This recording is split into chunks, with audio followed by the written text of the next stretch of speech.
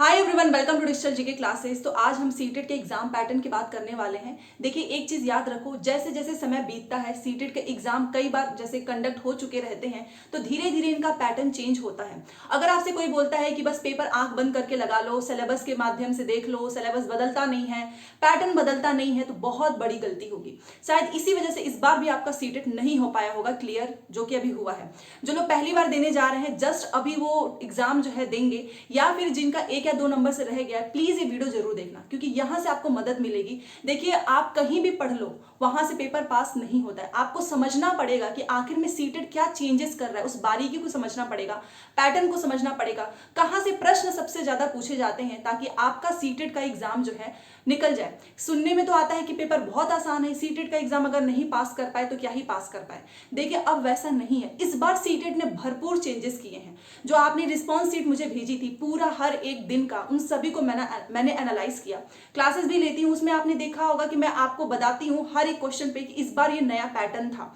जो भी पैटर्न मैंने देखा, तो कुछ क्या बहुत सारे चेंजेस हुए हैं इस बार ईवीएस में भी, खास करके। प्लस पेडागोजी को लेकर काफी मिथ रहता है कि पेडागोजी एक बार बस समझ लो, अंडरस्टैंडिंग डेवलप कर लो, क्वेश्चंस जो है हमारे बड़े आराम से हो जाएंगे। ऐसा नहीं है। इस बार सीटेट ने क्वेश्चन बहुत सिंपल रखा है, बट जो ऑप्शंस है ना, सब के सब चारों एक जैसे ही लगते हैं। इतना सा भी एकदम माइनर डिफरेंस है। तो वीडियो पूरा देखिएगा। चैनल को सब्सक्राइब करके प्लीज वीडियो को लाइक करें। टेलीग्राम इंस्टाग्राम का लिंक भी आपको मिल जाएगा कमेंट बॉक्स में, आप चाहें तो ज्वाइन हो सकते हैं।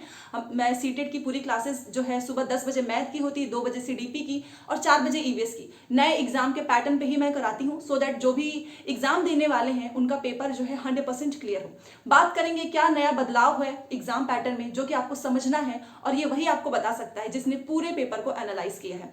देखिए, मैं आपको एक चीज बता रही हूँ, सीटेट के एग्जाम को पास करना आसान है, बट मुश्किल भी बहुत है। अगर आपको सही गाइडेंस ही नहीं मिला तो आप क्या पास कर पाएंगे? आप किसी भी बहुत बड़े टीचर के पास पढ़ो या छोटे टीचर, वैसे तो टीचर सब एक ही जैसे होते हैं, बट फिर भी जिसको आप सबसे बड़ा मानते हैं, वहां से आपने पढ़ाई की, फिर भी आपका क्यों नहीं निकला?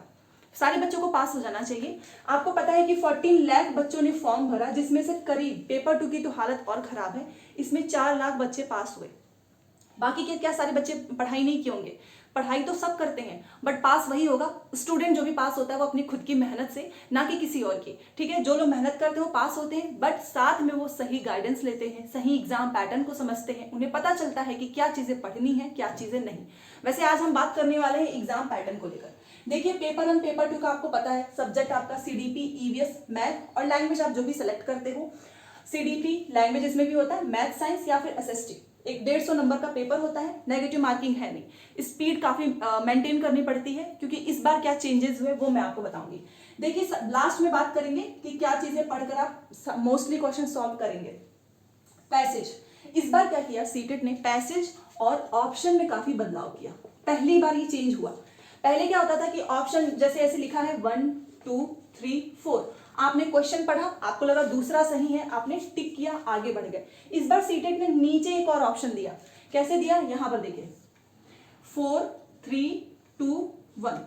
अब मान लीजिए यहां पे आपका प्रश्न है, आपने प्रश्न को पढ़ा, प्रश्न पढ़ने के बाद से आपको लगा कि मेरा दूसरा ऑप्शन सही है, आप दूसरे पे टिक करके आगे बढ़ जाते थे, बट यहां पर उसने टिक का जो है कुछ दिया ही नहीं। उसने बस 1 2 3 4 में सारे ऑप्शन लिख दिए, नीचे उसने सही आंसर का चुनाव करने के लिए दिया। अब आपको लगा कि आपका दूसरा सही है, आप आंख बंद करके नीचे भी दूसरा ऐसे टिक करके आगे बढ़ जाएंगे। वही यहां पर चालाकी की, उसने नंबर को ही बदल दिया।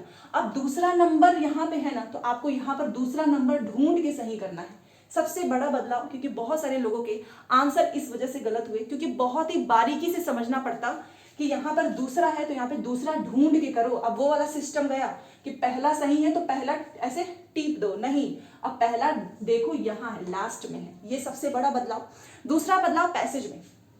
देखिए, पैसेज में क्या किया कि पहले क्या होता था कि आपकी स्टोरी दी गई है, क्वेश्चन आप पढ़ रहे हो और ढूंढ के आप इसमें से लगा दे रहे हो। इस बार क्या किया कि क्वेश्चंस को फाइंड करना पैसेज में काफी ट्रिकी था, और इसके लिए आपको यही मैं कहना चाहूंगी कि जितने भी पैसेज अभी तक सीटेट ने, अभी रिसेंटली वाला करना, पहले वाला नहीं, क्योंकि जो पहला था वो थोड़ा सा इजी था, बट इस बार के पैसेज काफी टफ थे। क्योंकि आपको पता है पैसेज दोनों मिलाकर 30 नंबर फ्री का होता है। अगर आपने थोड़ी भी लापरवाही की और यहाँ पर अगर आपके 30 में से 10 नंबर बन रहे हैं तो बहुत बड़ा लॉस है। ये बहुत बड़ा चेंज हुआ है। अगर आप पैसेज सॉल्व करेंगे तब आपको खुद पता चलेगा। दूसरी चीज, क्रिटिकल पीरियड। देखिए पहले जो है क्रिटिकल पे ना बहुत आसान क्वेश्चन आता था कि क्रिटिकल चीज़ें क्या होती हैं जिसमें बच्चे को बहुत ज़्यादा सोचना पड़े, प्रॉब्लम सॉल्विंग हो। बट इस बार उसने क्या किया, क्रिटिकल पीरियड मतलब क्रांतिक अवधि, इस पे इतने घुमा घुमा के उसने क्वेश्चन पूछे हैं। तो ये टॉपिक आपको बहुत अच्छे से करना है, इस पे जितने क्वेश्चन मिले उतने कर लीजिए। मैं यहाँ पर स्क्रीनशॉट भी लगाने की कोशिश करूंगी अगर मिल गया तो। क्रिटिकल पीरियड दूसरा है प्लास्टिसिटी ऑफ डेवलपमेंट। प्लास्टिसिटी मतलब लचीलापन, इससे रिलेटेड भी बहुत ही मतलब क्वेश्चन तो आपको बड़ा सिंपल लगेगा कि नीचे चार में से क्या आपको लगता है कि प्लास्टिसिटी होनी चाहिए, बट चारों के चारों ऑप्शन एकदम सेम। आप उसमें आप कैसे फाइंड करेंगे। तो ये एक नया इन्होंने इस बार यही किया है, क्वेश्चन एकदम आसान है बट जो नीचे के ऑप्शन है ना ये एकदम पास पास के रख दिए। और कभी कभी तो समझ ही नहीं आएगा कि क्वेश्चन क्या पूछ रहा है और ऑप्शन में से हम क्या लगा दें, एकदम से अलग लग रहा है। तो ये है प्लास्टिसिटी। एक है डोसिलिटी। डोसिलिटी मतलब डोसिलिटी पे क्वेश्चन पूछा था, मतलब जैसे हम विनम्र बोलते हैं, बट ऑप्शन में नीचे ऐसा लिख रहा है कि आपको किसी की बात को नहीं माननी चाहिए, कोई आपको निर्देश दे तो नहीं मानना चाहिए, ऐसे ऐसे घुमा घुमा के नीचे का ऑप्शन बनाया है। तो ये टॉपिक मैं बता रही हूँ, इस पर आपको ध्यान से करना है।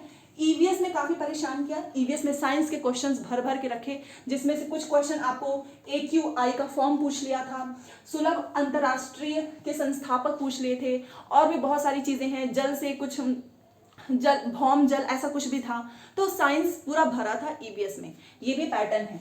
ठीक है, एक मैं आपको बताना चाहूंगी, एजर्शन रीजन के क्वेश्चन तो आते ही हैं, बट अगर मैं पहले का एजर्शन रीजन की बात करूं तो बड़ा सिंपल सा देते थे क्वेश्चन, अभिकथन पढ़ो और तर्क निकालो, मैच करा लो, सही है। बट अब क्या है, अगर अभिकथन भी अपने में सही है और तर्क भी गलत नहीं है, सही है, तो भी वो दोनों ऑप्शन सही हो सकते हैं। ऐसे भी क्वेश्चन पूछे गए हैं। उसके बाद से देखिए, ऐसा क्रम में लगाने के लिए क्वेश्चन बहुत आ रहा है ईवीएस में, ऐसे देखिए, या फिर सीडीपी में ऐसे क्रम में लगाने के लिए। कैसे कि एक लड़की है, वो क्या करती है ना, चांद को देखती है और चूड़ी उसके ऊपर ऐसे रखती है और देखती है कि चूड़ी जो है मेरी बड़ी है, क्योंकि चांद जो है पूरा चूड़ी के अंदर आ चुका है। ऐसा क्वेश्चन भी पूछा हुआ है सीडीपी में।